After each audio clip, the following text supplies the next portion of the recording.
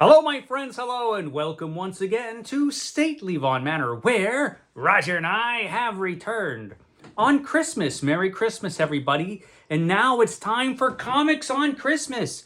It's Comics on Christmas.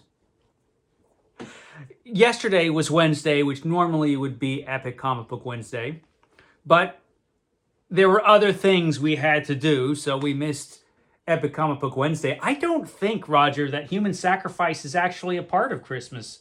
But he says yes, it is. I don't know, whatever, Roger. So, we had to do that, and there was a lot of cleanup involved. Not my favorite way to spend Christmas Eve, but what do you do? It kept us from doing Epic Comic Book Wednesday anyway. So here we are on Christmas Day, with a big pile of comics to talk about. Why not? So, we are now establishing a new tradition, Roger, Comics on Christmas. And I got some stuff to talk about. So first of all, I got a couple presents. I got a Christmas present in the mail that came yesterday. And a couple days ago, I got a birthday present. I have a birthday coming in early January. And I got a present in the mail for that. Didn't know what it was and opened it, and it was a birthday present. And I have some Epic collections that came in. They're not part of the 500 book challenge. So I still get Epic collections, and I got a few of those. And so I'm gonna talk about those. We're gonna talk about some of my comic book reading plans for 2026. It's just going to be a thrill-packed adventure full of joy, Roger. What else could you want on Christmas? So, first things first, let's talk about the Christmas present I got. Thank you, Lise, for sending me this.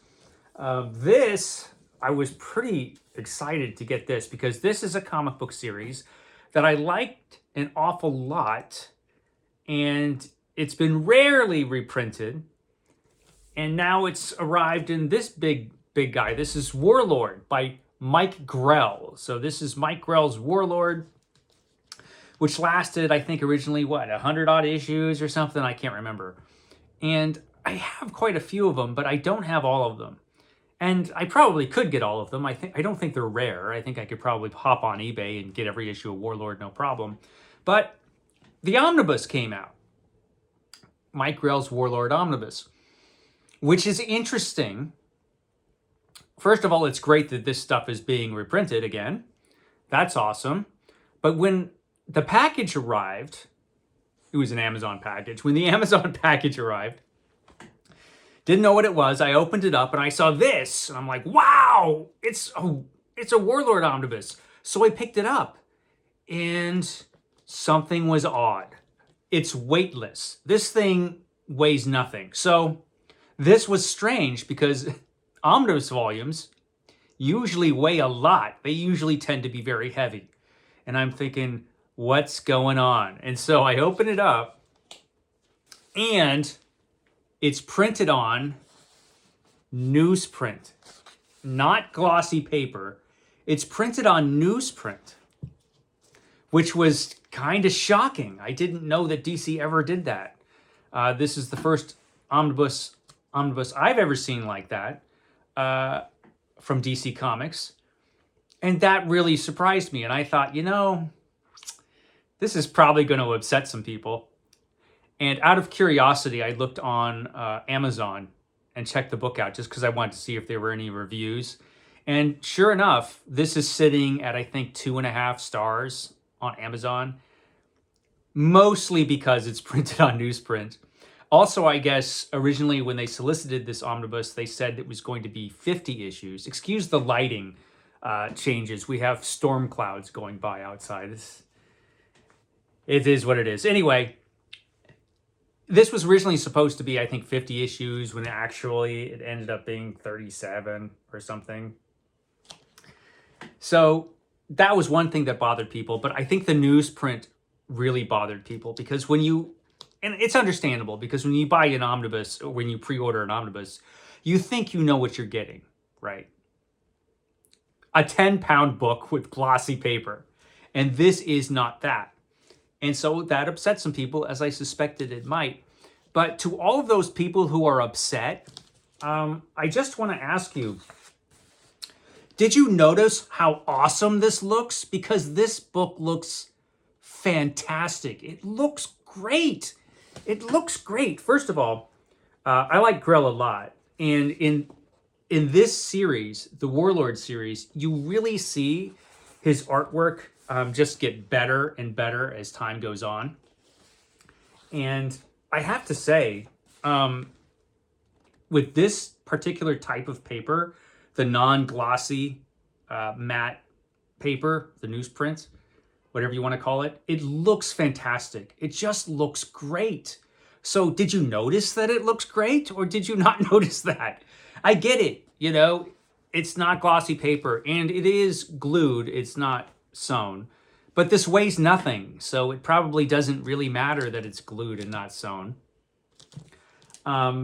It just looks fantastic, and it doesn't look like a regular glossy papered omnibus.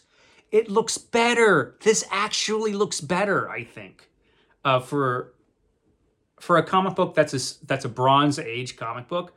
I think this is perfect. It's actually, the actual printing is really, really nice. I mean, this stuff looks great. It probably looks better than it's ever looked in this omnibus. So yeah, I get that it's not what you were expecting, people complaining on Amazon, but I think it looks fantastic. And in fact, if DC wants to continue to do Bronze Age or Silver Age omnibuses in this format with the newsprint, I would actually be happy, because I think it looks fantastic.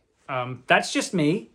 I get it, not what you were expecting, but I think it's great, and I'm very happy to have it. I love this series. I'm probably going to reread this actually very soon, just because I'm so happy to get it.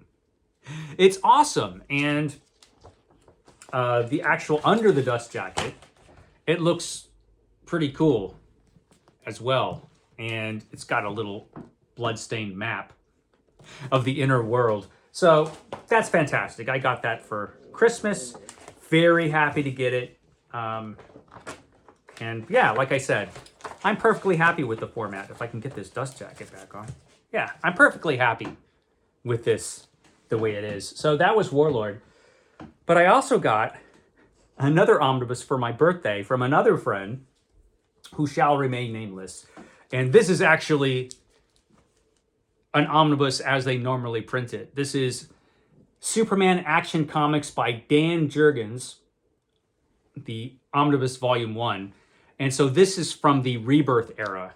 This took care of that terrible Superman from the New 52, who is my least favorite Superman, the New 52 Superman. And so this was kind of a return to greatness for Superman. These comics actually were really good around this period. And this is when Superman returned. This is the pre-New 52 Superman who returned from another universe, married to Lois Lane and with a child, which was really interesting. And so this is really cool to get. Now, there was a stipulation. I got an email that went along. What, Rhonda? It's Christmas. Can't you just not be grumpy? Rhonda's being grumpy. Anyway, I got an email, and the email was, I'm sending you this. I'm sending you a book for your birthday, but it means you have to continue or start again with your reading Superman every day, because I stopped reading Superman every day. And so now I have to read Superman every day again. And that's fair. So starting today, I'm reading an issue of Superman or a Superman story every single day. And we will meet again next Christmas on the next comics on Christmas. Hopefully we will all be here still. Future Roger isn't here to tell us for sure, but hopefully we'll all be here still next Christmas. And I will let you know how successful I was in that endeavor. But hopefully I'll be able to read Superman every day for at least a year. We'll see. It could be challenging. But this is awesome. I actually, I like this stuff. I like Dan Jurgens, actually. I know my partner on Epic Comic Book Wednesday isn't a huge fan. But I like him a lot. And I think he wrote this stuff, really. I don't think he did a lot of artwork. in here. But it's pretty cool stuff. So I was happy to get this for my birthday. That was awesome. I also got some other stuff. I got some Epic collections. I think I've got 3 Epic collections that came in the mail. The first one is an Avengers Epic collection with a great cover. This is volume 27, which is Epic, which has Avengers stories from 1995 to 1996. And this was the end of the line for the Avengers.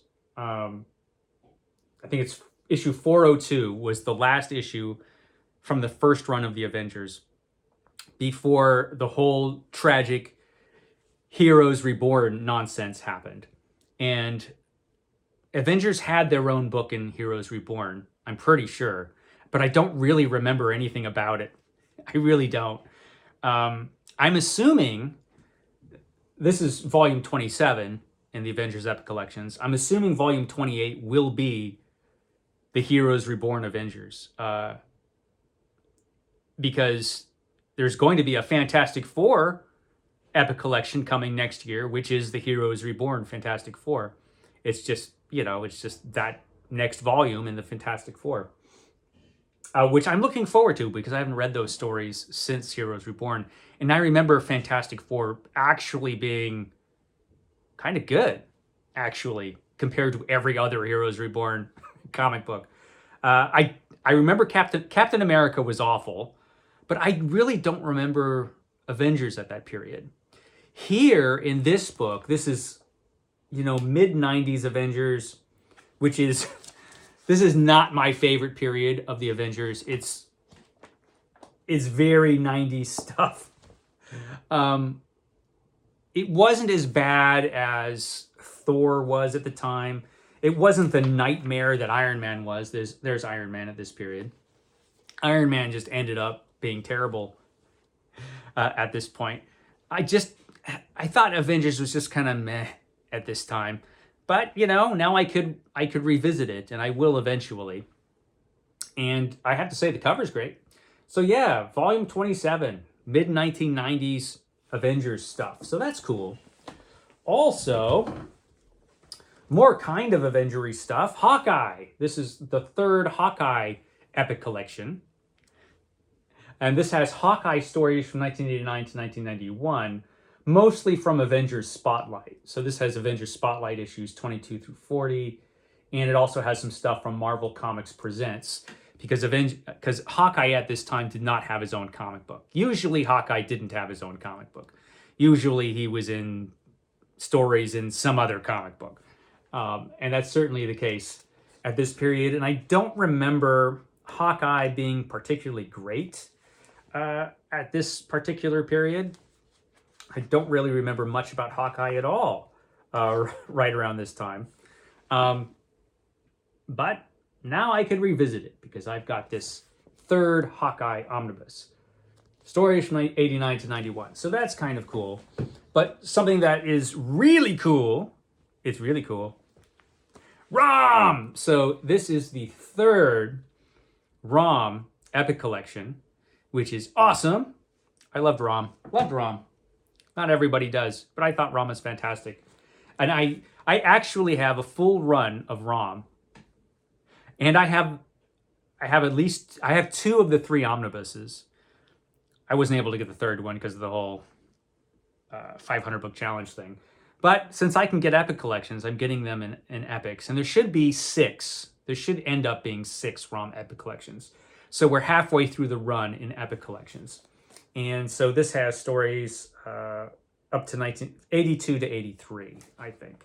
And, this is a character, I picked up the first issue at 7-Eleven, which is a convenience store here in California. I don't know if 7-Eleven is anyplace else. I got the first issue there on the spinner rack. And I got every issue after that at the comic book stores, once there started to be comic book stores. There was actually a great shop in San Leandro I used to go to called the Comic Shop, which was about the size of a shoebox. I remember that place. It was cool. But yeah, ROM. Got that. So those are the things I just got.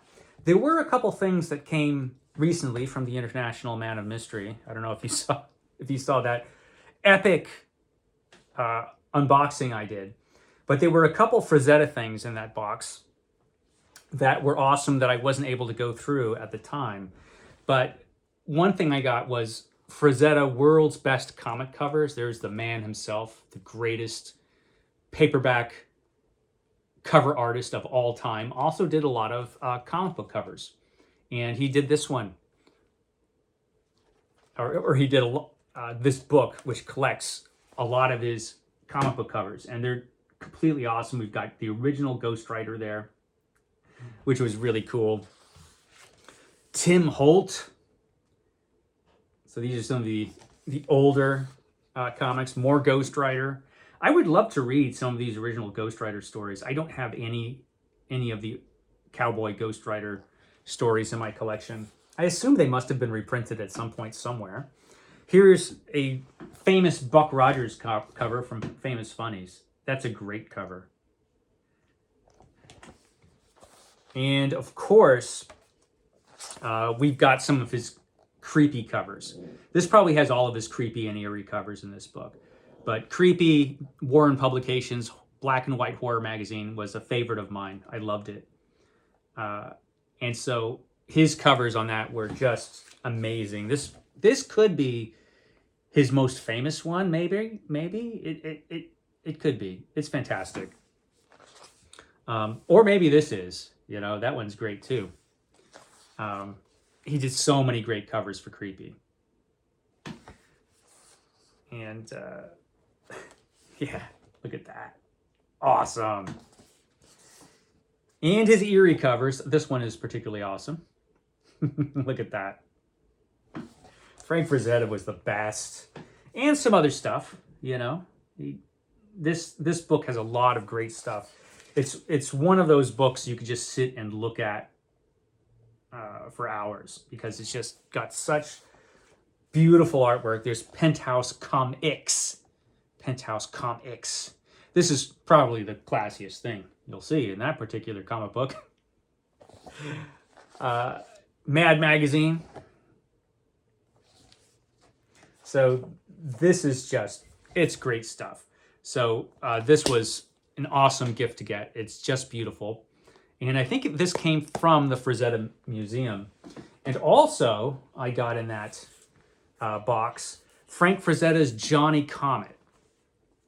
And I'm going to be reading this fairly soon. I've decided, and I brought some stuff out here to show you some of the things I'm interested in getting back to. I've decided I'm going to be, because I have like a million just random graphic novel collections that I need to get to, and the 500 book challenge would be a perfect time to do it. And so this is one of the things I'm going to be getting to this year. Frank Frazetta's Johnny Comet, which is a comic strip, which I don't know that I've ever heard of. But apparently Frazetta was pretty proud of this comic strip. And he should have been, because, of course, it's Frazetta. The artwork is fantastic. And Comet was a driver of a little tiny race car, which I guess was a thing. A little tiny race car driver. And so that was, it has daily strips, but it also has the Sunday strips in here as well. And yeah, it looks like cool stuff. And like I said, I've never read any of this stuff. So this book is really nice. So looking forward to getting to that. But like I said, there's some other stuff I want to get to. So I just brought out some random things that I know I want to get to in 2026. Of course, the main comic book thing I'm going to be doing is reading Spider-Man, part of my Marvel master plan to read the first run of all of the iconic Marvel heroes. I did Thor, read every issue of that first run, every issue of the first run of the Fantastic Four, and now I'm on Spider-Man. And this is going to be the main thing I do other than reading Superman every day. The next issue I have is issue 13, Mysterio. It says here, we've done it. We've created the greatest villain of all for old Spidey. Well, this is not the greatest villain of all for Spidey, but I do like him. Green Goblin hasn't been invented yet, but I think Dr. Octopus is probably better than Mysterio. But we'll see. I'll be reading every issue of The Amazing Spider-Man's first run, which lasted a long time. Lasted, I think, until 98. But I'm still on the first Epic Collection, so that I should be done with by next week for sure. But there's a bunch of other random graphic novel stuff and comic book stuff I want to get to, so I might as well mention it here and now. My good pal, Steve Donahue, is going to be thrilled that I'm finally going to get to this character. I've had this book forever. This is Deathlock the Demolisher. Y'all remember Deathlock? Probably not all of you.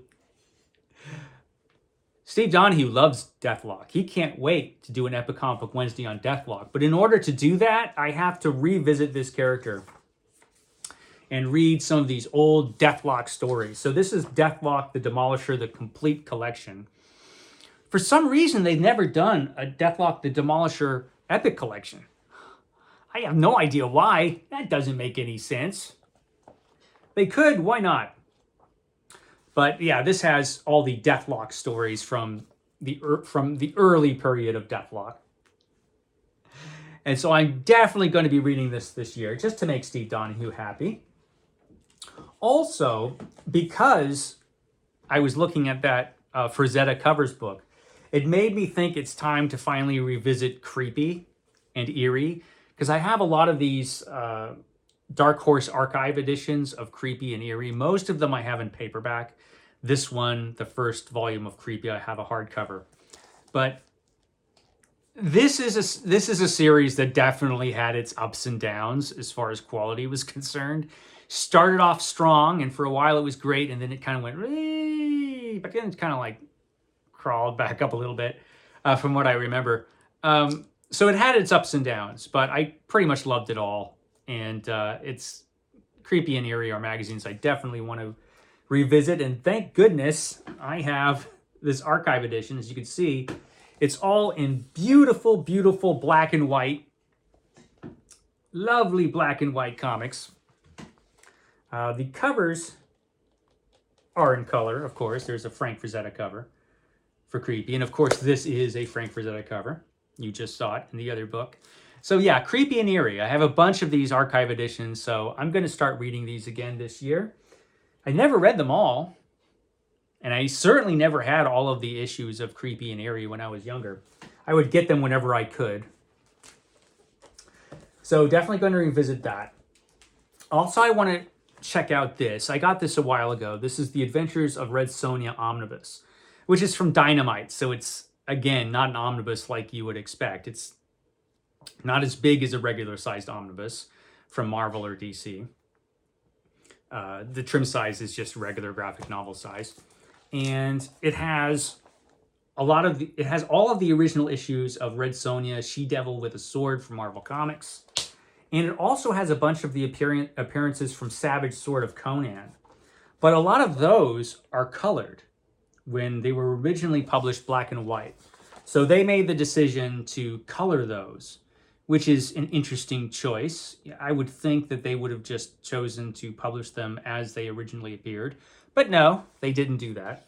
Certainly if Marvel still had the rights, that's how they would have done it. I'm pretty sure